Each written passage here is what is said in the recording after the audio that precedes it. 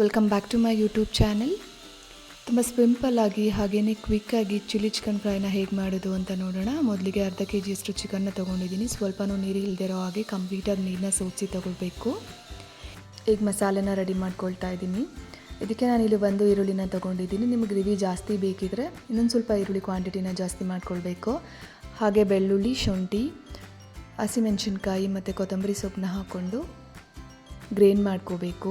ನೀರನ್ನು ಹಾಕ್ಕೊಳ್ದಿರೇ ಗ್ರೈಂಡ್ ಮಾಡ್ಕೋಬೇಕು. ಹಾಗೆ ಕಂಪ್ಲೀಟಾಗಿ ಪೇಸ್ಟ್ ಮಾಡ್ಕೋಬಾರ್ದು. ಸ್ವಲ್ಪ ತರಿಯಾಗಿಯೇ ರುಬ್ಕೊಳ್ಬೇಕು. ಇಷ್ಟು ಮಾತ್ರ ತರಿಯಾಗಿದ್ದರೆ ಸಾಕು. ಈಗ ಗ್ರೈಂಡ್ ಮಾಡ್ಕೊಂಡಿಟ್ಟಿರೋಂಥ ಮಸಾಲೆನ ಚಿಕನ್ಗೆ ಆ್ಯಡ್ ಮಾಡ್ಕೊಳ್ತಾ ಇದ್ದೀನಿ. ಈ ಚಿಲ್ಲಿ ಚಿಕನ್ ಚಪಾತಿಗೆ ಹಾಗೆ ಸೈಡ್ ಡಿಶಲ್ಲಿ ಕೂಡ ತುಂಬಾ ಚೆನ್ನಾಗಿರುತ್ತೆ.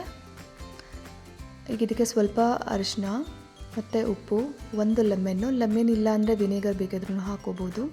1 ಸ್ಪೂನಷ್ಟು ಕುಕ್ಕಿಂಗ್ ಆಯಿಲ್ನ ತೊಗೊಂಡು ಚೆನ್ನಾಗಿ ಮಿಕ್ಸ್ ಮಾಡ್ಕೊಳ್ತಾ ಇದ್ದೀನಿ.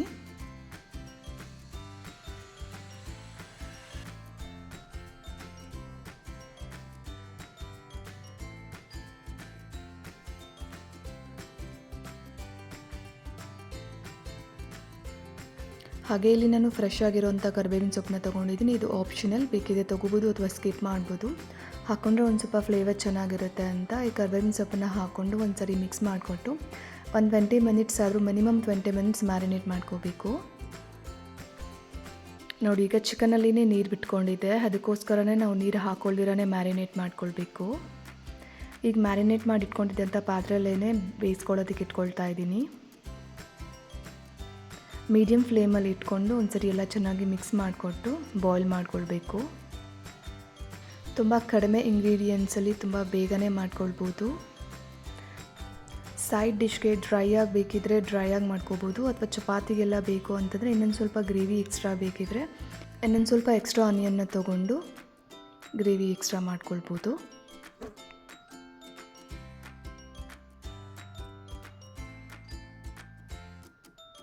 ಅದಕ್ಕೆ ಒಂದು ಸ್ವಲ್ಪನೂ ನೀರು ಹಾಕ್ಕೊಳ್ಳೋ ಅಂಥ ನೆಸೆಸಿಟಿ ಇಲ್ಲ. ಹಾಗೆಯೇ ಬಾಯ್ಲ್ ಮಾಡ್ಕೋಬೋದು. ಚಿಕನ್ ಬೇಯ್ತಾ ಸ್ವಲ್ಪ ಹಾಗೆಯೇ ನೀರು ಬಿಟ್ಕೊಳ್ಳುತ್ತೆ. ಸೊ ಅಷ್ಟೇ ನೀರಲ್ಲೇ ಬಾಯ್ಲ್ ಕೂಡ ಆಗುತ್ತೆ.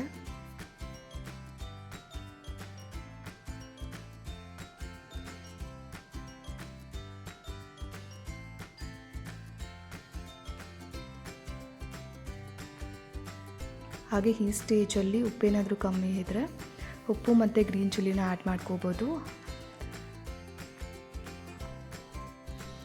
ಹಾಗೆ ಇಲ್ಲಿ ಬರೀ ಗ್ರೀನ್ ಚಿಲ್ಲಿನ ಮಾತ್ರ ತಗೊಳ್ಬೇಕು. ರೆಡ್ ಚಿಲ್ಲಿ ಪೌಡರ್ನ ಯೂಸ್ ಮಾಡ್ಕೋಬಾರ್ದು. ಇನ್ ಕೇಸ್ ಏನಾದರೂ ಸ್ಪೈಸ್ ಕಮ್ಮಿ ಇದೆ ಅಂತ ಅನಿಸಿದ್ರೆ. ಈಗ ಇದು ಬೇಯೋ ಅಷ್ಟರಲ್ಲಿ ಕಾರ್ನ್ಫ್ಲೋರ್ ವಾಟರ್ನ ರೆಡಿ ಮಾಡ್ಕೊಳ್ತಾ ಇದ್ದೀನಿ. ಈಗ 1 ಸ್ಪೂನ್ ಕಾರ್ನ್ಫ್ಲೋರ್ನ ತೊಗೊಂಡಿದ್ದೀನಿ. ಈಗ ಇದಕ್ಕೆ ನೀರನ್ನ ಹಾಕ್ಕೊಂಡು ಎಲ್ಲೂ ಲಮ್ಸ್ ಇಲ್ದಂಗೆ ಕ್ಲೀನಾಗಿ ಮಿಕ್ಸ್ ಮಾಡ್ಕೊಳ್ಬೇಕು. ಈ ಕಾರ್ನ್ಫ್ಲೋರ್ ವಾಟರ್ನ ಹಾಕ್ಕೊಳ್ಳೋದ್ರಿಂದ ಚಿಲ್ಲಿ ಚಿಕನ್ ಕಂಪ್ಲೀಟಾಗಿ ರೆಸ್ಟೋರೆಂಟ್ ಸ್ಟೈಲಲ್ಲಿ ಬರುತ್ತೆ ಅಂತಲೇ ಹೇಳ್ಬೋದು.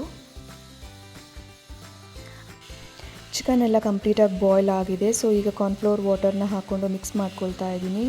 ಚಿಕನ್ ಕಂಪ್ಲೀಟಾಗಿ ಬಾಯ್ಲ್ ಆಗಿದ್ದಾದಮೇಲೆ ಕಾರ್ನ್ಫ್ಲೋರ್ ವಾಟರ್ನ ಹಾಕ್ಕೋಬೇಕು. ಹಾಗೆ ಈ ನೀರನ್ನು ಹಾಕ್ಕೊಂಡಿದ್ದಾದಮೇಲೆ ಮಿಕ್ಸ್ ಮಾಡ್ಕೊಳ್ಬೇಕಾದ್ರೆ ಸ್ವಲ್ಪ ಕಂಪ್ಲೀಟಾಗಿ ಮೀಡಿಯಮ್ ಫ್ಲೇಮಲ್ಲಿ ಇಟ್ಕೊಂಡು ಮಿಕ್ಸ್ ಮಾಡ್ಕೋಬೇಕು, ಇಲ್ಲಾಂದರೆ ತಳ ಇಟ್ಕೊಳ್ಳುತ್ತೆ.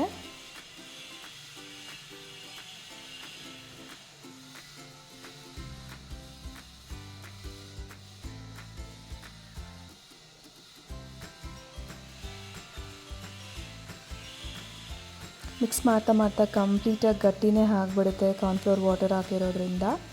ಈಗ ಇದು ಚಿಲ್ಲಿ ಚಿಕನ್ ರೆಡಿ ಆಗಿದೆ. ಈಗ ಇದಕ್ಕೆ ಗಾರ್ನಿಷಿಂಗ್ ಮಾಡೋದಕ್ಕೋಸ್ಕರ 1 ಸ್ಪೂನಷ್ಟು ಗೀನ ತೊಗೊಂಡು ಅದು ಮೆಲ್ಟ್ ಆಗಿದ್ದಾದಮೇಲೆ ಕ್ಯಾಪ್ಸಿಕಮ್ ಮತ್ತು ಆನಿಯನ್ನ ಡೈಸ್ ಮಾಡಿ ಇಟ್ಕೊಂಡಿದ್ದೀನಿ. ಈಗ ಅದನ್ನು ತುಪ್ಪದಲ್ಲಿನೇ ಫ್ರೈ ಮಾಡ್ಕೋಬೇಕು. ಹಾಗೆ ಇದನ್ನು ಓವರಾಗಿ ಬಾಯ್ಲ್ ಮಾಡ್ಕೋಬಾರ್ದು. ಆ ಕ್ರಂಚಿನೆಸ್ ಹಾಗೇ ಇರಬೇಕು.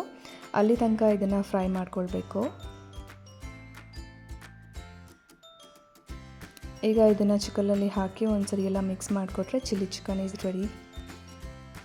ನಿಮಗೆ ಈ ವಿಡಿಯೋ ಇಷ್ಟ ಆಗಿದ್ದರೆ ಲೈಕ್ ಮಾಡಿ, ಶೇರ್ ಮಾಡಿ, ಹಾಗೆ ಸಬ್ಸ್ಕ್ರೈಬ್ ಮಾಡಿ. ನಿಮ್ಮ ಫ್ಯಾಮಿಲಿ ಆ್ಯಂಡ್ ಫ್ರೆಂಡ್ಸ್ ಜೊತೆ ಶೇರ್ ಮಾಡಿ. Thank you.